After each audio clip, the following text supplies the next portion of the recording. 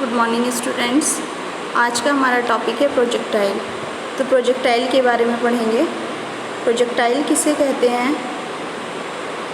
First है आपका, a projectile is the name given to a body which is thrown into space with some initial velocity, moves thereafter under the influence of gravity alone without being propelled by any engine or fuel.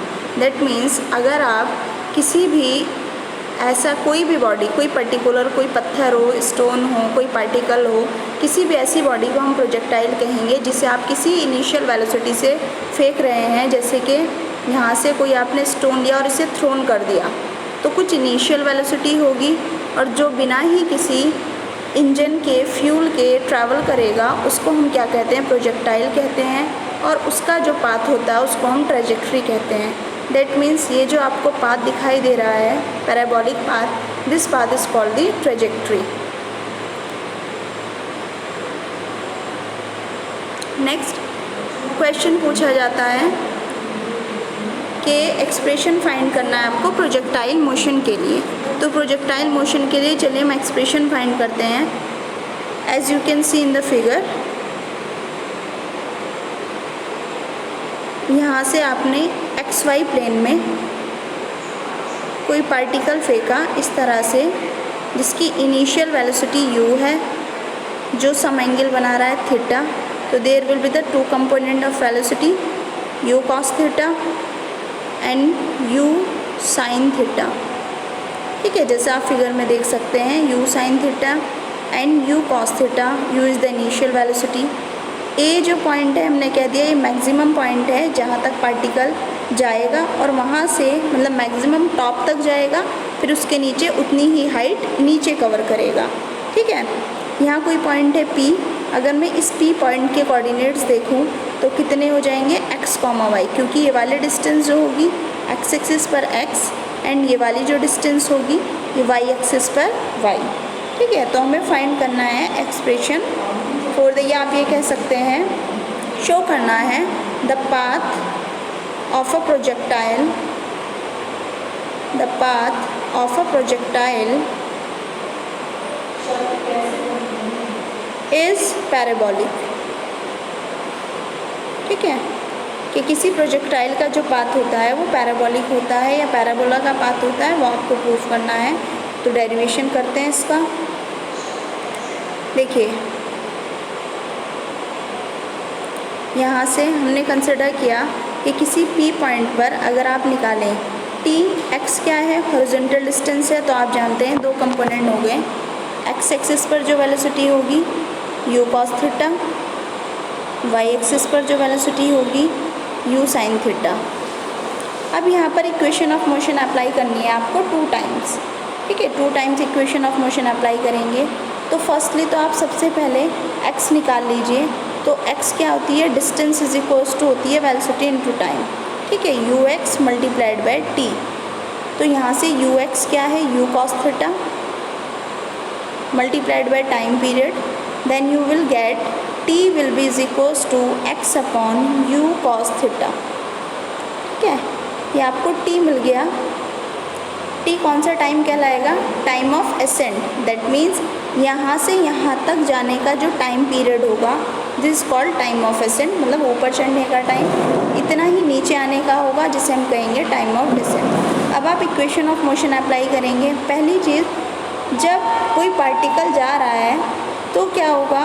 Only gravity के under वो जा रहा होगा, तो यहाँ पर जो हमारा एक्सेलरेशन होगा ग्रेविटेशनल एक्सेलरेशन होगा। तो इक्वेशन ऑफ मोशन आप अप्लाई करेंगे, x is equals to ut plus half a t square. अब y डायरेक्शन में लगाएंगे। ठीक है, क्योंकि x डायरेक्शन में तो पार्टिकल मोशन कर ही नहीं रहा है। कहाँ कर रहा है? y डायरेक्शन में कर रहा है। तो आप अप्लाई करेंगे y is equals to u sin theta, t की वैल्यू पुट करेंगे आप x upon u cos theta minus half acceleration, क्योंकि पार्टिकल कैसे जा रहा है? ऊपर की तरफ फेंक रहे हैं। आप जानते हैं जब ऊपर की तरफ फेंकते हैं तो ग्रेविटेशनल एक्सेलरेशन कितना होता है? नेगेटिव होता है। यहाँ आपने अप्लाई कर दिया इसको, तो आपको इक्वेशन मिल गई y is equals to x tan theta minus g upon 2u square cos square theta into x square. Parabola की इक्वेशन होती है, अगर आप लिखें तो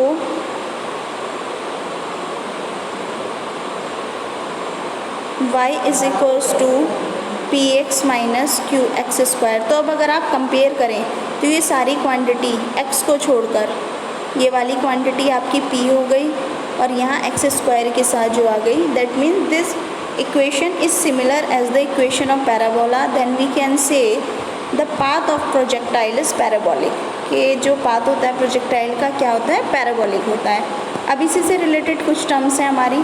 सबसे पहले हम पढ़ेंगे time of flight. Time of flight, time of flight क्या है? It is the time taken by a body और पार्टिकल इन द एयर, मतलब एयर में रहने का जो उसका टोटल टाइम होगा वो टाइम ऑफ फ्लाइट कहता है। तो जिसे हम टी से लिख सकते हैं या टी एफ से लिख सकते हैं। और कितना होगा, देखो यहाँ तक जाएगा, टी हाइट ऊपर जाएगा टाइम ऑफ असेंट, यहाँ से नीचे आएगा time of descent. That means जो टाइम पीरियड होगा टोटल वो 2t होगा। ठीक है, देखते हैं टाइम ऑफ फ्लाइट। देखिए यहाँ है आपका टाइम ऑफ फ्लाइट, कितना आ जाएगा, s is equals to u t plus half a t square.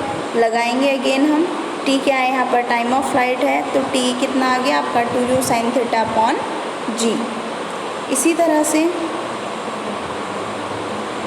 Next आता है आपका मैक्सिमम हाइट। मैक्सिमम हाइट कहाँ होगी, आपको पता है इस a पॉइंट पर जो हाइट होगी ये मैक्सिमम हाइट होगी इस a पॉइंट तक। तो मैक्सिमम हाइट हम कैसे निकालेंगे भाई, इक्वेशन ऑफ मोशन अप्लाई करिए, v is equals to u plus a t. अब देखिए इस पॉइंट पर जाकर किसी टाइम के लिए कौन सा कंपोनेंट होगा वेलोसिटी का, ये वाला होगा। यहाँ क्या हो जाएगा, u 0 हो जाएगा किसी पर्टिकुलर पॉइंट पर, तो y कंपोनेंट होगा हमारा, तो v क्या हो गया 0, u है आपका u साइन थीटा, एक्सेलरेशन हम जानते हैं माइनस g, और t है आपका जो आपका टाइम ऑफ असेंट या टाइम ऑफ डिसेंट है। तो यहाँ से हम निकाल देंगे मैक्सिमम हाइट कितनी आ जाएगी, h ले लेते हैं सीधे इसको, हम h ले लेंगे यहाँ पर जी एच। तो h कितना आ गया आपका u sign theta upon g। h से रिप्रेजेंट करें सभी बच्चे इसको, h कितना हो गया u sign theta upon g। This is the maximum height. और एक क्वेश्चन और होता है कि जो क्रिकेटर है वो अपनी बॉल को कितने डिग्री पर हिट करे। ठीक है, वो हॉरिजॉन्टल रेंज के लिए होता है। अभी जब हम हॉरिजॉन्टल रेंज और पढ़ेंगे तो वो कितना होगा, देखो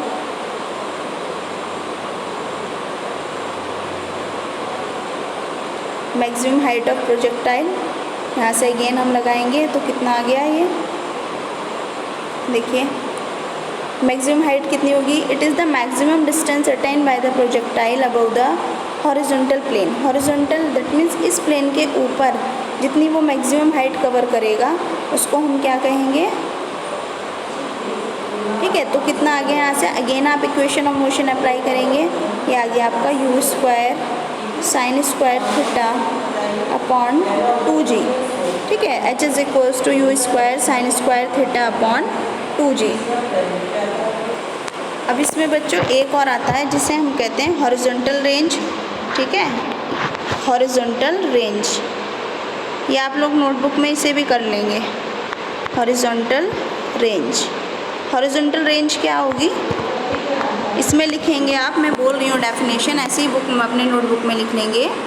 it is the maximum distance covered by the particle in the total time of flight. ठीक है, टोटल टाइम ऑफ फ्लाइट में जितनी वो मैक्सिमम डिस्टेंस कवर करता है, दैट मीन्स दिस आर, ये क्या होती है आपकी maximum horizontal range. That mean distance होती है, और डिस्टेंस क्या होती है, स्पीड इनटू टाइम। तो u x multiplied by time of flight, total time, u x आ गया आपका u cos theta multiplied by 2u sine theta upon g. ठीक है, तो यहाँ से आपका आ गया, देखिए u कॉस थीटा और 2u साइन थीटा, तो 2 साइन ए कॉस बी का फॉर्मूला होता है साइन 2 थीटा। तो कितना हो जाएगा हमारा यहाँ से, जब हम निकालेंगे ये बनेगा हमारा formula, R will be is equals to u square sine 2 theta upon g. This is the expression for horizontal range. अब अगर आपको आर मैक्सिमम निकालना है, ये क्वेश्चन अक्सर आता है, इम्पॉर्टेंट है कि एक क्रिकेटर कितने डिग्री पर अपनी बॉल को हिट करे कि वो मैक्सिमम डिस्टेंस कवर करे, मतलब दूर तक जाए। तो थीटा विल बी 45 डिग्री। जब थीटा 45 डिग्री होगा तो 2 थीटा होगा 90 degree, then sine 2 theta will be is equals to हो जाएगा 1, क्योंकि साइन 90 डिग्री होता है 1। देन मैक्सिमम रेंज आ जाएगी u²/g। ठीक है, ये टॉपिक हमारा प्रोजेक्टाइल कवर हो गया and it is the most important topic. तो इसे आप अच्छे से करिए, कोई जिसको क्वेरी आती है वो पूछें। और ये जो आप डायग्राम है इसको सिर्फ एक ही बार आप बनाएं जब डेरिवेशन करें। ये बार बार इसलिए यहाँ पर दिखाया गया है जिससे आपको इसे समझने में आसानी हो। तो नोटबुक में आपको ये बार बार नहीं बनाना है। ओके।